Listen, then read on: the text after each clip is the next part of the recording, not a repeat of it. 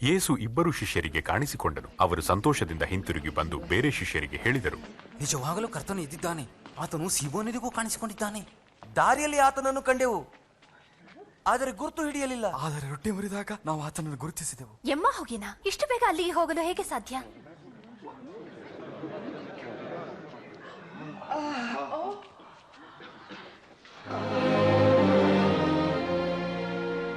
ನಿಮಗೆ ಸಮಾಧಾನವಾಗಲಿ.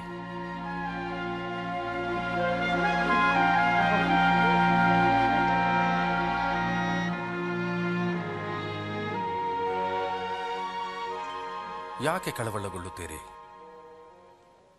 ಈ ಅನುಮಾನಗಳು ನಿಮ್ಮ ಹೃದಯಗಳಲ್ಲಿ ಏಕೆ ಬರುತ್ತಿವೆ? ನೋಡಿ, ನನ್ನ ಕೈಗಳನ್ನು, ನನ್ನ ಕಾಲುಗಳನ್ನು. ಆತನು ನಾನೇ ಎಂದು ತಿಳಿದುಕೊಳ್ಳಿರಿ. ನನ್ನನ್ನು ಮುಟ್ಟಿ ನೋಡಿರಿ, ನಿಮಗೆ ಗೊತ್ತಾಗುವುದು. ನೋಡಿ, ನನಗೆ ಮಾಂಸವೂ ಎಲುಬುಗಳು ಇದ್ದಂತೆ ಭೂತಕ್ಕಿರುವುದಿಲ್ಲ. ನಾನು ನಿಮ್ಮ ಸಂಗಡ ಇದ್ದಾಗ ಈ ಎಲ್ಲ ವಿಷಯಗಳನ್ನು ತಿಳಿಸಿದ್ದೇನೆ. ನನ್ನ ಬಗ್ಗೆ ಮೋಶೆಯ ಧರ್ಮಶಾಸ್ತ್ರ, ಪ್ರವಾದಿಗಳ ಗ್ರಂಥ ಮತ್ತು ಕೀರ್ತನೆಗಳಲ್ಲಿ ಬರೆದಿರುವುದೆಲ್ಲ ನೆರವೇರುವುದು ಅಗತ್ಯ. ಇದು ಹೀಗೆ ಬರೆದಿದೆ: ಮೆಸ್ಸಿಯನು ಶ್ರಮೆಪಟ್ಟು ಸತ್ತು 3ನೇ ದಿನ ಎದ್ದು ಬರುವನು. ಆತನ ಹೆಸರಿನಲ್ಲಿ ಪಶ್ಚಾತ್ತಾಪದ ಮತ್ತು ಕ್ಷಮಾಪಣೆಯ ಸಂದೇಶವನ್ನು ಯೆರೂಸಲೇಮಿನಿಂದ ಪ್ರಾರಂಭಿಸಿ ಲೋಕದಲ್ಲೆಲ್ಲ ಸಾರಬೇಕು. ಮತ್ತು ನೀವೇ ಇವುಗಳಿಗೆಲ್ಲ ಸಾಕ್ಷಿಗಳಾಗಿದ್ದೀರಿ. ನನ್ನ ತಂದೆಯು ಕೊಟ್ಟ ವಾಗ್ದಾನದಂತೆ ನಾನು ನಿಮಗೂ ಕೊಡುತ್ತೇನೆ. ಆದರೆ ಪವಿತ್ರಾತ್ಮನ ಬಲವು ನಿಮ್ಮ ಮೇಲೆ ಬರುವ ತನಕ ಇಲ್ಲೇ ಕಾದಿರಿ.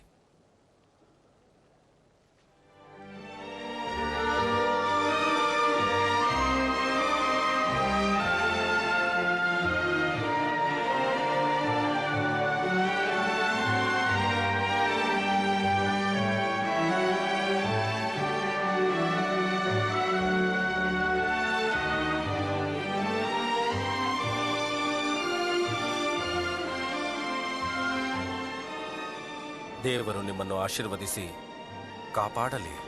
ಪರಲೋಕದಲ್ಲಿಯೂ ಭೂಲೋಕದಲ್ಲಿಯೂ ಎಲ್ಲ ಅಧಿಕಾರವೂ ನನಗೆ ಕೊಡಲ್ಪಟ್ಟಿದೆ. ಆದ್ದರಿಂದ ನೀವು ಹೊರಟು ಹೋಗಿ ಎಲ್ಲ ದೇಶಗಳ ಜನರನ್ನು ಶಿಷ್ಯರನ್ನಾಗಿ ಮಾಡಿರಿ. ಅವರಿಗೆ ತಂದೆಯ, ಮಗನ, ಪವಿತ್ರಾತ್ಮನ ಹೆಸರಿನಲ್ಲಿ ದೀಕ್ಷಾಸ್ನಾನ ಮಾಡಿಸಿ, ನಾನು ನಿಮಗೆ ಆಜ್ಞಾಪಿಸಿದ್ದನ್ನೆಲ್ಲ ಕಾಪಾಡಿಕೊಳ್ಳುವುದಕ್ಕೆ ಅವರಿಗೆ ಉಪದೇಶ ಮಾಡಿರಿ. ನೋಡಿರಿ, ನಾನು ಯುಗದ ಸಮಾಪ್ತಿಯವರೆಗೂ ಎಲ್ಲ ದಿವಸ ನಿಮ್ಮ ಸಂಗಡ ಇರುತ್ತೇನೆ. ಆಮೆನ್.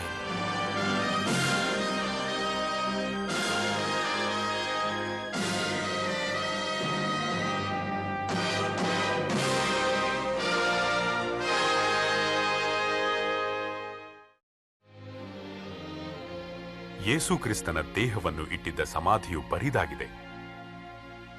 ಆತನನ್ನು ಶಿಲುಬೆಗೆ ಹಾಕಿದ 3ನೆಯ ದಿನದಲ್ಲಿ ಆತನು ಸತ್ತವರನ್ನು ಬಿಟ್ಟು ಎದ್ದು ಬಂದನು. ಆತನು ಬದುಕಿದ್ದಾನೆ. ನಿಮ್ಮ ಜೀವನದಲ್ಲಿ ಬರಲು ಆತನು ಇಚ್ಛಿಸುತ್ತಾನೆ. ಯೇಸು ಸ್ವತಃ ಹೇಳಿದ್ದಾನೆ, ನಾನೇ ಪುನರುತ್ಥಾನವೂ ಜೀವವೂ ಆಗಿದ್ದೇನೆ. ನನ್ನನ್ನು ನಂಬುವವನು ಸತ್ತರೂ ಬದುಕುವನು. ಆತನು ಸತ್ತವರೊಳಗಿಂದ ಎದ್ದು ಸುಮಾರು 2000 ವರ್ಷಗಳು ಗತಿಸಿವೆ. ಆದರೆ ಇಂದೂ ಸಹ ಆತನು ಈ ಲೋಕದಲ್ಲಿ ಮಹಾಪ್ರಭಾವಶಾಲಿಯಾಗಿ ಜೀವಿಸುತ್ತಿದ್ದಾನೆ. ಗತ ಶತಮಾನಗಳಲ್ಲಿ ಧೂರ್ತ ರಾಜಕೀಯ ತಜ್ಞರು ಹುಟ್ಟಿದರು ಮತ್ತು ಸತ್ತು ಹೋದರು. ಅರಸರು, ವಿದ್ವಾಂಸರು, ವಿಜ್ಞಾನಿಗಳು, ತತ್ವಜ್ಞಾನಿಗಳು ಹಾಗೂ ಆಧ್ಯಾತ್ಮಿಕರು ಸಹ ಹುಟ್ಟಿದರು ಮತ್ತು ಸತ್ತು ಹೋದರು. ಆದರೆ ಯೇಸು ಈ ಹೊತ್ತು ಸಹ ಜೀವಿಸುತ್ತಾ ಇದ್ದಾನೆ. ಆತನು ಜೀವಿಸಿದವರಲ್ಲೆಲ್ಲ ಅದ್ವಿತೀಯ ವ್ಯಕ್ತಿಯಾಗಿದ್ದಾನೆ. ಆತನ ಜನ್ಮವೇ ಅದ್ವಿತೀಯವಾಗಿತ್ತು. ಆತನು ಕನ್ಯಾ ಮರಿಯಳಲ್ಲಿ ಹುಟ್ಟಿದನೆಂದು ಸತ್ಯವೇದವು ಹೇಳುತ್ತದೆ. ಆತನ ಜೀವಮಾನವು ಅದ್ವಿತೀಯವಾದದ್ದು. ಆತನ ಜೀವಮಾನವು ದೈವತ್ವದಿಂದ ಕೂಡಿತ್ತು. ಆತನು ಪಾಪರಹಿತವಾದ ಪರಿಶುದ್ಧ ಜೀವನವನ್ನು ಜೀವಿಸಿ ಬದುಕಿರುವವರಲ್ಲಿ ಯಾರೂ ಮಾಡದಂತಹ ಅದ್ಭುತ ಕಾರ್ಯಗಳನ್ನು ಮಾಡಿದನು. ಆತನ ಸಂದೇಶವೂ ಸಹ ಅದ್ವಿತೀಯವಾದದ್ದು.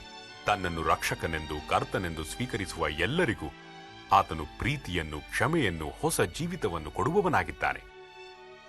ಆತನ ಸಂದೇಶವು ಎಲ್ಲೆಲ್ಲಿ ತಲುಪಿದೆಯೋ ಅಲ್ಲಲ್ಲಿ ಹೊಸ ಜೀವಿತ, ಹೊಸ ನಿರೀಕ್ಷೆ, ಹೊಸ ಜೀವಿಸುವಿಕೆಯ ಹೊಸ ಉದ್ದೇಶ ಇವುಗಳ ಪರಿಣಾಮ ತೋರಿ ಬಂದಿದೆ. ಶಿಲುಬೆಯ ಮೇಲಿನ ಆತನ ಮರಣವು ಅದ್ವಿತೀಯವಾದದ್ದು. 2000 ವರ್ಷಗಳ ಹಿಂದೆ ಈ ವಿಶ್ವಪಾಲಕನಾದ ದೇವರು ಸರ್ವಮಾನವರ ಪಾಪದ ಸಲುವಾಗಿ ಯಜ್ಞದ ಕುರಿಯನ್ನಾಗಿ ತನ್ನ ಒಬ್ಬನೇ ಮಗನಾದ ಯೇಸು ಕ್ರಿಸ್ತನನ್ನು ಕಳುಹಿಸಿದನು. ಆತನು ನಿಮಗಾಗಿ ಸತ್ತನು. ಆತನ ಪುನರುತ್ಥಾನವು ಅದ್ವಿತೀಯವಾದದ್ದು. ಆತನು ಸತ್ತು 3 ದಿನಗಳು ಗತಿಸಿದ ಮೇಲೆ ಇತಿಹಾಸದಲ್ಲಿಯೇ ಮಹಾ ಸೋಜಿಗವಾದ ಒಂದು ಸಂಗತಿ ಜರುಗಿತು. ಯೇಸು ಸತ್ತವರೊಳಗಿಂದ ಎದ್ದು ಬಂದನು.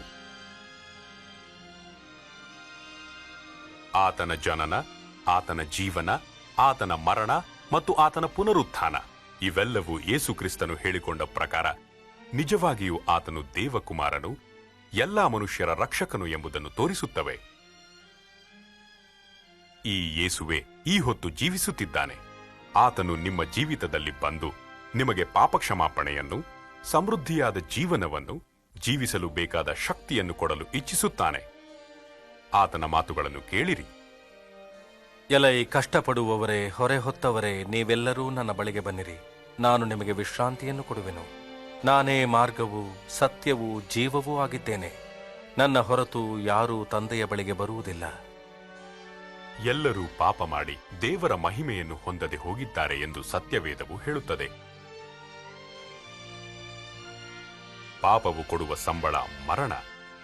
ದೇವರ ಉಚಿತಾರ್ಥವರವು ನಮ್ಮ ಕರ್ತನಾದ ಯೇಸುಕ್ರಿಸ್ತನಲ್ಲಿರುವ ನಿತ್ಯ ಜೀವ ಎಂದು ಸಹ ಹೇಳುತ್ತದೆ.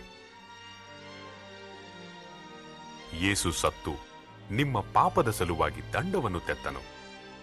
ಇದೇ ಗಳಿಗೆಯಲ್ಲಿಯೇ ನಿಮ್ಮ ಜೀವನದಲ್ಲಿ ಆತನು ಬರಲು ಸಿದ್ಧನಾಗಿದ್ದಾನೆ.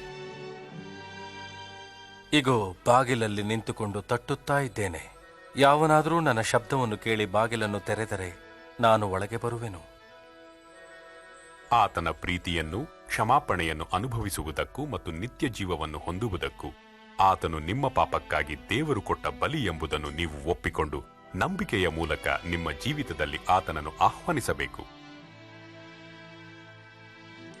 ಇದು ನಿಮ್ಮ ಮನಸ್ಸಿನ ಇಂಗಿತವಾಗಿದ್ದರೆ ನೀವು ಈ ನಂಬಿಕೆಯ ಪ್ರಾರ್ಥನೆಯನ್ನು ಮಾಡಬಹುದು. ಯೇಸು ಕ್ರಿಸ್ತನು ನಿಮ್ಮ ಜೀವಿತದಲ್ಲಿ ಪ್ರವೇಶಿಸುವನು. ಇದೊಂದು ಸಲಹೆಯ ಪ್ರಾರ್ಥನೆ. ಮೊದಲು ನಾನು ಹೇಳುತ್ತೇನೆ, ಪ್ರಭುವಾದ ಯೇಸುವೆ, ನೀನು ನನಗೆ ಅಗತ್ಯ. ನನ್ನ ಪಾಪಗಳಿಗಾಗಿ ಶಿಲುಬೆಯ ಮೇಲೆ ಸತ್ತದ್ದಕ್ಕಾಗಿ ನಿನಗೆ ವಂದನೆಗಳು. ನನ್ನ ಜೀವನದ ಬಾಗಿಲನ್ನು ತೆರೆದು ನಿನ್ನನ್ನು ನನ್ನ ರಕ್ಷಕನಾಗಿಯೂ ಪ್ರಭುವನ್ನಾಗಿಯೂ ಅಂಗೀಕರಿಸುತ್ತೇನೆ. ನನ್ನ ಜೀವನವನ್ನು ನಿನ್ನ ಅಧೀನದಲ್ಲಿ ತೆಗೆದುಕೋ. ನಿನ್ನ ಚಿತ್ತದ ಮೇರೆಗೆ ನನ್ನನ್ನು ರೂಪಿಸು. ಆಮೆನ್. ಈ ಪ್ರಾರ್ಥನೆಯು ನಿಮ್ಮ ಮನಸ್ಸಿನ ಇಂಗಿತವನ್ನು ಸೂಚಿಸುವುದಾದರೆ ನೀವು ಇದ್ದ ಸ್ಥಳದಲ್ಲಿಯೇ ಈಗಲೇ ಈ ಪ್ರಾರ್ಥನೆಯನ್ನು ಮಾಡಿ. ನಾನು ಈ ಪ್ರಾರ್ಥನೆಯ ಒಂದೊಂದೇ ವಾಕ್ಯವನ್ನು ಹೇಳುವಾಗ ನೀವು ನಿಮ್ಮ ಮನಸ್ಸಿನಲ್ಲಿಯೇ ಮೌನವಾಗಿ ಪ್ರಾರ್ಥಿಸಿ. ಪ್ರಭುವಾದ ಯೇಸುವೆ, ನೀನು ನನಗೆ ಅಗತ್ಯ. ನನ್ನ ಪಾಪಗಳಿಗಾಗಿ ಶಿಲುಬೆಯ ಮೇಲೆ ಸತ್ತದ್ದಕ್ಕಾಗಿ ನನಗೆ ವಂದನೆಗಳು. ನನ್ನ ಜೀವನದ ಬಾಗಿಲನ್ನು ತೆರೆದು ನಿನ್ನನ್ನು ನನ್ನ ರಕ್ಷಕನಾಗಿಯೂ ಪ್ರಭುವನ್ನಾಗಿಯೂ ಅಂಗೀಕರಿಸುತ್ತೇನೆ. ನನ್ನ ಜೀವನವನ್ನು ನಿನ್ನ ಅಧೀನದಲ್ಲಿ ತೆಗೆದುಕೋ. ನಿನ್ನ ಚಿತ್ತದ ಮೇರೆಗೆ ನನ್ನನ್ನು ರೂಪಿಸು. ಆಮೆನ್. ಈಗ ನೀವು ಈ ನಂಬಿಕೆಯ ಪ್ರಾರ್ಥನೆಯನ್ನು ಮಾಡಿ ನಿಮ್ಮ ಜೀವಿತದಲ್ಲಿ ಪ್ರವೇಶಿಸುವಂತೆ ಯೇಸು ಕ್ರಿಸ್ತನನ್ನು ಅಂಗೀಕರಿಸಿಕೊಂಡಿದ್ದರೆ ಆತನು ವಾಗ್ದಾನದ ಮೇರೆಗೆ ನಿಮ್ಮ ಜೀವಿತದಲ್ಲಿ ಪ್ರವೇಶಿಸಿದ್ದಾನೆಂದು ಆತ್ಮವಿಶ್ವಾಸದಿಂದ ನಂಬಿರಿ. ನೀವು ದೇವರ ಮಕ್ಕಳೆಂದು, ನಿಮ್ಮ ಪಾಪಗಳು ಕ್ಷಮಿಸಲ್ಪಟ್ಟಿವೆ ಎಂದು ಮತ್ತು ನಿಮಗೆ ನಿತ್ಯ ಜೀವ ಉಂಟೆಂದು ಸಹ ನಿಶ್ಚಯಪಡಿಸಿಕೊಳ್ಳಿರಿ. ಒಂದು ವೇಳೆ ನೀವು ಯೇಸುಕ್ರಿಸ್ತನು ವಾಗ್ದಾನ ಮಾಡಿದ ಪರಿಪೂರ್ಣ ಮತ್ತು ಸಮೃದ್ಧಿಯಾದ ಜೀವಿತವನ್ನು ಅನುಭವಿಸಬೇಕಾದರೆ ಪ್ರಾರ್ಥನೆಯ ಮುಖಾಂತರ ಪ್ರತಿನಿತ್ಯವೂ ಆತನೊಂದಿಗೆ ಮಾತನಾಡಿರಿ. ವಾಕ್ಯವನ್ನು ಓದುವುದರ ಮೂಲಕ ನಿಮ್ಮ ಜೀವಿತಕ್ಕೆ ಮಾಡಿರುವ ಅದ್ಭುತವಾದ ಯೋಜನೆಯನ್ನು ಶೋಧಿಸಿರಿ ಮತ್ತು ಆತನನ್ನು ಪ್ರೀತಿಸಿ ಹಿಂಬಾಲಿಸುವವರನ್ನು ಸಂಧಿಸಿರಿ. ಕೊನೆಯದಾಗಿ ಆತನ ಅದ್ಭುತವಾದ ವಾಗ್ದಾನಗಳನ್ನು ಯಾವಾಗಲೂ ನೆನಪಿನಲ್ಲಿಡಿ.